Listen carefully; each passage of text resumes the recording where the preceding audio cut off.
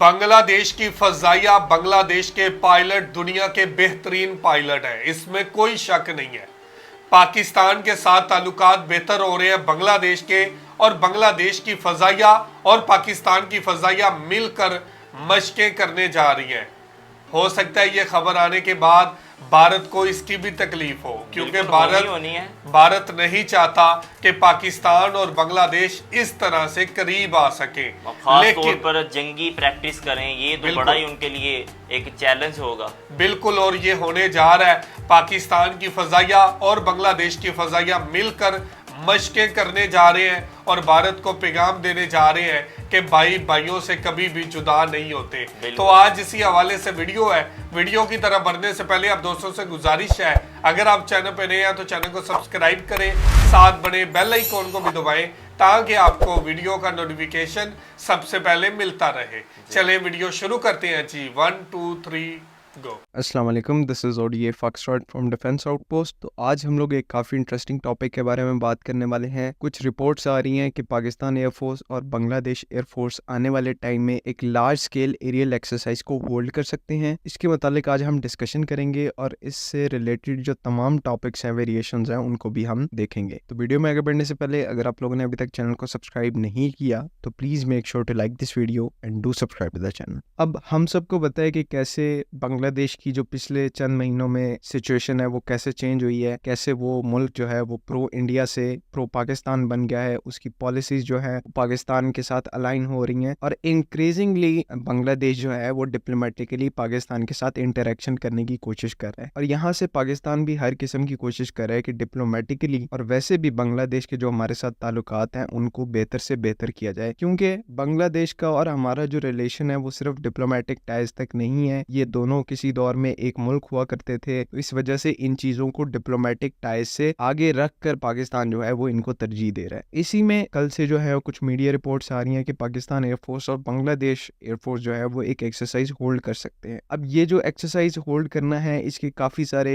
Motives हो सकते हैं। एक तो इसमें स्ट्रेटेजिक पॉस्चरिंग हो सकती है, इंडिया को और बाकी जितने भी रीजन में एंटी मुस्लिम कंट्रीज हैं उनको एक पॉस्चर करके दिखाया जाए कि कैसे पाकिस्तान और बांग्लादेश मिलकर इस इलाके में जो है वो एक स्ट्रिक्ट डिटरेंस को पोज करते हैं। दूसरा मोटिव यहाँ पर ये भी हो सकता है कि बांग्लादेश चाहता हो कि उनके जो पायलट्स हैं उनका इंटरेक्शन जो है पाकिस्तानी पायलट्स से बढ़े, ट्रेनिंग मैकेनिज्म्स को एक्सचेंज किया जाए। क्योंकि आपको पता है एक फैक्ट जो इस टाइम पर पूरी दुनिया मानती है कि पाकिस्तान एयरफोर्स के पास one of the best training modules मौजूद है फाइटर पायलट्स के लिए, और यहाँ पर जो फाइटर पायलट्स ट्रेन होते हैं, जो ट्रेनिंग फाइटर पायलट्स को मिलती है वो वर्ल्ड क्लास है, इसको सब मानते हैं। इसी को मद्देनजर रखते हुए बांग्लादेश जो है अपने पायलट्स को भी हो सकता है आने वाले टाइम में पाकिस्तान डिफेंस इंस्टीट्यूट्स में, जिसमें हमारे रिसालपुर अकेडमी है, PMA है, इनमें अपने मिलिट्री पर्सनल्स को भेजे ट्रेनिंग के लिए। और इस एक्सरसाइज का भी यही मकसद हो सकता है कि बांग्लादेश के जो पायलट्स हैं उनको जो है बेहतर तरीके से ट्रेन किया जाए। तो ये भी यहाँ पर एक एक्सरसाइज की रीजन हो सकती है। बाकी अगर इसकी और डिटेल्स को डिस्कस करेंगे, इसमें कैसे एयरक्राफ्ट यूज किए जाएंगे, तो इसमें अभी कोई क्लैरिफिकेशन नहीं है। लेकिन क्योंकि बांग्लादेश के जो मेन फाइटर्स है उनमें MiG-29 और याक 130 शामिल हैं, साथ में इनके पास चाइनीज F7 एयरक्राफ्ट भी हैं, तो इनमें से ही कोई ना कोई एयरक्राफ्ट जो है वो पाकिस्तान के साथ एक्सरसाइज के लिए उनको मुख्तस किया जाएगा। वेयर एज पाकिस्तान का अगर बात करें तो हमें पर्सनली लगता है कि पाकिस्तान एयरफोर्स जो है वो JF-17 थंडर ब्लॉक 2 ब्लॉक 3 को आगे करेगा, क्योंकि एक तो हम उनको बांग्लादेश को पिच भी करना चाहते हैं, और वैसे भी अगर थंडर की परफॉर्मेंस को बांग्लादेश एयरफोर्स एक्सरसाइज में फर्स्ट हैंड एक्सपीरियंस करेगी तो उनका जो पर्सपेक्टिव है JF-17 थंडर को लेकर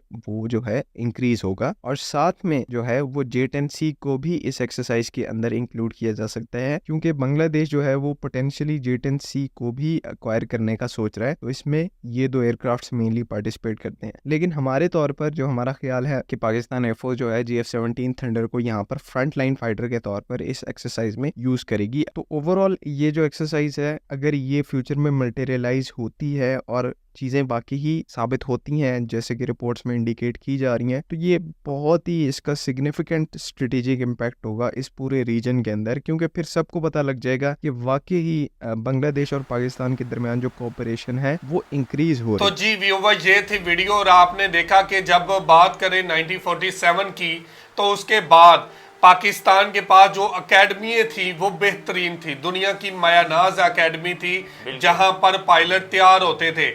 जब बात सैफुल आजम की आती है, जब बात MM आलम की आती है, तो इन्होंने भी ट्रेनिंग जो थी वो पाकिस्तान के इन्हीं हवाई अड्डों से ली थी।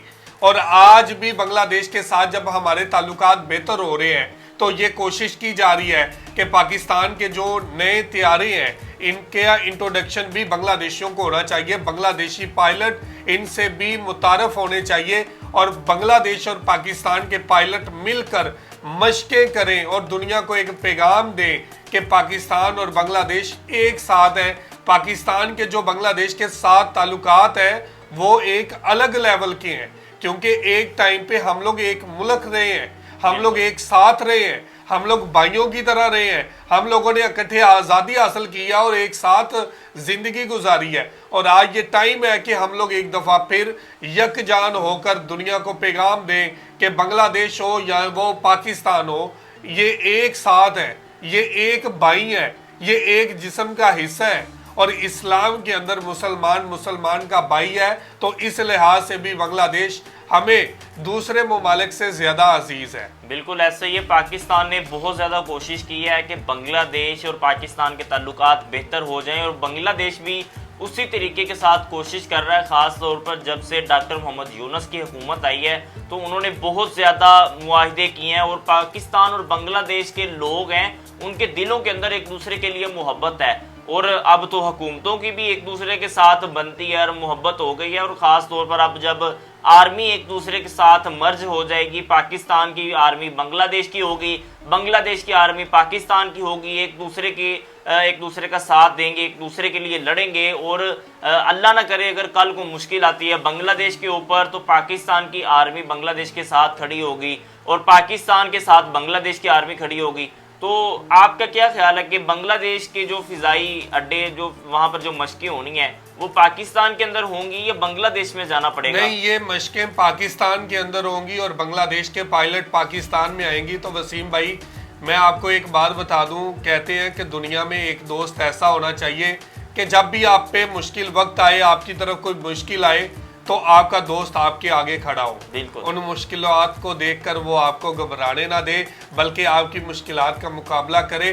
तो बांग्लादेश और पाकिस्तान वो दोस्त बन सकते हैं कि बांग्लादेश के ऊपर कोई मुश्किल वक्त आए या फिर पाकिस्तान के ऊपर कोई मुश्किल वक्त आए, तो ये एक दूसरे का हौसला बढ़ाएं, ये एक दूसरे के साथ खड़े हों। तो ऐसा वक्त आना चाहिए। ज़्यादा हमें बेनिफिट इस चीज़ का है कि दोनों मुल्क जो हैं एक ही मज़हब को फॉलो करते हैं, इस्लाम को।